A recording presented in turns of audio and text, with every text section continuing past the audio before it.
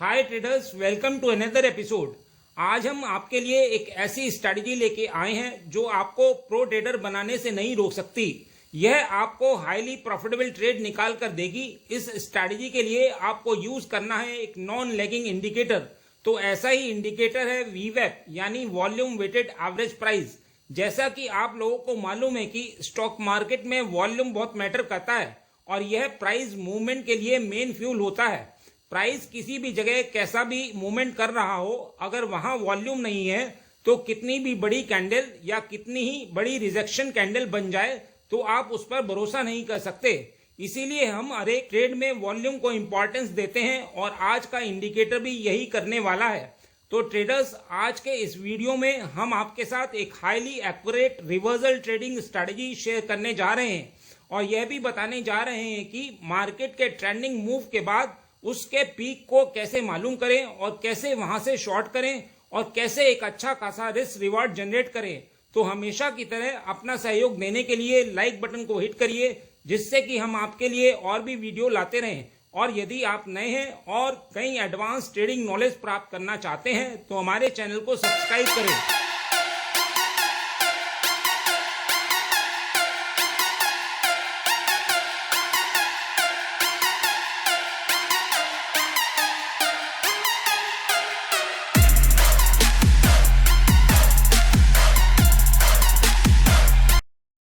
आगे बढ़ने से पहले मैं आपसे पूछूंगा एक क्वेश्चन, जिसका आंसर आप सब लोग करोगे कमेंट सेक्शन में। क्वेश्चन ये है, वीक पुलबैक क्या होता है?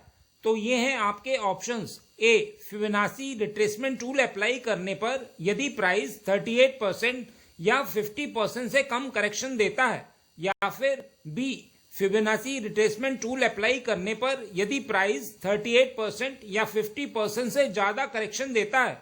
कमेंट सेक्शन में करिए उत्तर। जो लोग सही आंसर करेंगे कोशिश करूंगा कि उनके कमेंट को हार्ट दे दूं ताकि बाकी लोग समझ पाएं कि सही उत्तर क्या है। तो ट्रेडर्स, आप किसी भी ट्रेडिंग टर्मिनल का यूज कर रहे हो, आप इंडिकेटर सेक्शन में जाके वीवेप को अप्लाई कर सकते हैं। यह एक वीवेप लाइन शो करेगा। वीवेप लाइन की डायरेक्शन हमें बताती है कि लोग सेल कर रहे हैं या बाय। यदि वीवेप लाइन नीचे की ओर है तो सेलिंग है और यदि ऊपर की तरफ है तो बाइंग है। यह इंडिकेटर प्रीवियस डे कंसीडर नहीं करता है।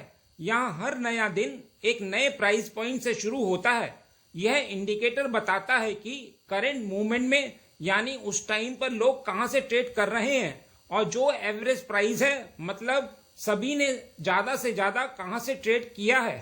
कहने का मतलब है कि वीवेप एक एवरेज ट्रेडिंग प्राइस होता है जहां पर ज्यादा लोग ट्रेड करते हैं। आपको ट्रेड करते समय इसे 5 मिनट टाइम फ्रेम पर यूज करना है, क्योंकि इस ट्रेडिंग स्ट्रैटेजी में कंफर्मेशन सिग्नल इसी टाइम फ्रेम पर मिलते हैं।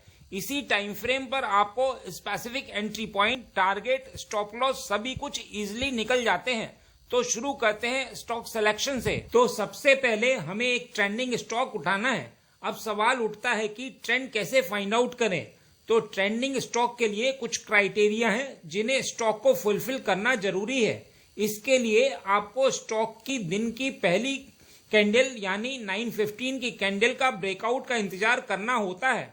जिस साइड ब्रेकआउट होता है हम उस साइड का ट्रेंड मानकर चलते हैं। जैसे यदि 9:15 कैंडल के ऊपर कोई नेक्स्ट अपकमिंग कैंडल क्लोज कर जाती है तो ट्रेंड बुलिश है, और यदि 9:15 की कैंडल के नीचे कोई नेक्स्ट अपकमिंग कैंडल क्लोज हो जाती है तो ट्रेंड बियरिश मानते हैं। आइए इसे एग्जाम्पल से समझते हैं। यह 9:15 की कैंडल है जो वीवेप लाइन के बहुत ही करीब है।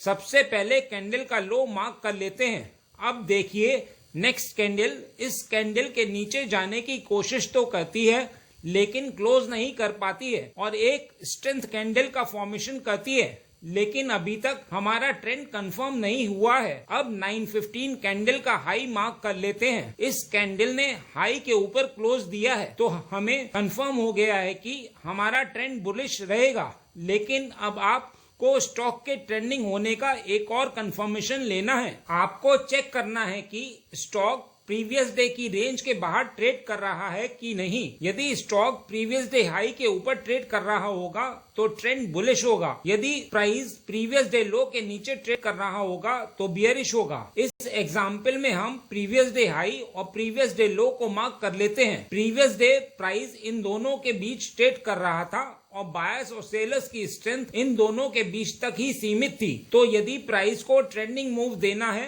तो इस रेंज के बाहर निकलना होगा। तो यहाँ इस कैंडल ने प्रीवियस डे हाई के ऊपर क्लोजिंग दी है, जो हमें बुलिश ट्रेंड की कंफर्मेशन देता है। ट्रेंडिंग स्टॉक उठाने के बाद अब हमें वॉल्यूम ब्रेकआउट पर ध्यान देना है, क्योंकि यदि स्टॉक में ट्रेड करना ही है तो उस स्टॉक में करना चाहिए जिसमें पार्टिसिपेशन प्रीवियस डे के मुकाबले ज्यादा हो। मतलब लोग इंटरेस्टेड हो, चाहे बाइंग के लिए या सेलिंग के लिए। मतलब आज किसी कैंडल में वॉल्यूम प्रीवियस डे सेशन के जितने भी वॉल्यूम रहे हो उनसे ज्यादा हो। जैसे इस एग्जाम्पल में प्रीवियस डे यह हाईएस्ट वॉल्यूम है, इसे मार्क कर लेते हैं। और करंट डे इस वॉल्यूम ने प्रीवियस डे के वॉल्यूम को ब्रेक कर दिया, जो यह कंफर्म करता है कि प्रीवियस डे के मुकाबले यहाँ पार्टिसिपेशन ज्यादा हुई है। वॉल्यूम कंफर्मेशन के बाद अब हमें वॉलेटाइल कैंडल पर ध्यान देना है। वॉलेटाइल कैंडल उस कैंडल को कहते हैं जिसका बॉडी साइज सबसे अधिक होता है। यदि हमें आज के दिन ट्रेड करना है तो आज के दिन हमें पिछले दिन की वॉलेटाइल कैंडल से ज्यादा साइज की कैंडल चाहिए। जैसे इस एग्जाम्पल में यह पिछले दिन की वॉलेटाइल कैंडल है और यह आज की कैंडल पिछले दिन की वॉलेटाइल कैंडल से साइज में बड़ी है। एक बात ध्यान रखिएगा कि आज की वॉलेटाइल कैंडल ट्रेंड के साइड में होनी चाहिए। तो ट्रेडर्स ऊपर दिए गए क्राइटेरिया पर स्टॉक सेलेक्ट करने के बाद अब बारी आती है रिवर्सल प्राइस पॉइंट की। जैसे जैसे प्राइस अपने एवरेज से दूर जाता है तो वह एक ऐसे पॉइंट पर पहुंच जाता है जहां लोग प्रॉफिट बुकिंग करते हैं। तो प्रॉफिट बुकिंग वहां होगी जहां लोग और बाय करने में इंटरेस्टेड नहीं है, भले ही आपको यहां वॉल्यूम ज्यादा दिखाई दे। वीवेब लाइन का स्लोप प्राइस के बढ़ने की दिशा के विपरीत या फिर फ्लैट हो जाता है। तो जब ऐसी टेंडेंसी दिखाई दे तो प्राइस के रिवर्स होने की संभावना बढ़ जाती है और प्राइस एवरेज करने वीवेब पर आता है। तो अब सवाल उठता है कि रिवर्सल पॉइंट को कंफर्म कैसे करें। तो आइए इसे एग्जाम्पल से समझते हैं। जहां से मूवमेंट स्टार्ट हुआ है उस कैंडल का लो मार्क कर लेते हैं। नेक्स्ट कैंडल ने इस लो को ब्रेक नहीं किया है और इस कैंडल के ऊपर क्लोजिंग दी है। तो अब लो ऊपर वाली कैंडल पर शिफ्ट कर लेते हैं, यानी कैंडल का लो मार्क कर लेते हैं। यह भी नेक्स्ट कैंडल द्वारा नीचे ब्रेक नहीं हुआ है और नेक्स्ट कैंडल ने क्लोजिंग ऊपर दी है। इसी तरह हम ऊपर की ओर लो शिफ्ट करते चलेंगे जब तक कि लो ब्रेक नहीं हो जाता है। अब कैंडल ने ऊपर से रिजेक्शन दिखाना शुरू कर दिया है। यहाँ स्ट्रेंथ कम हो रही है, लेकिन रिवर्सल प्राइस पॉइंट का कंफर्मेशन हमें जब तक नहीं मिलता जब तक कि कैंडल का लो नेक्स्ट कैंडल द्वारा ब्रेक करके क्लोज ना हो जाए। तो यहाँ इस कैंडल ने हमारा रिवर्सल प्राइस पॉइंट कंफर्म कर दिया है।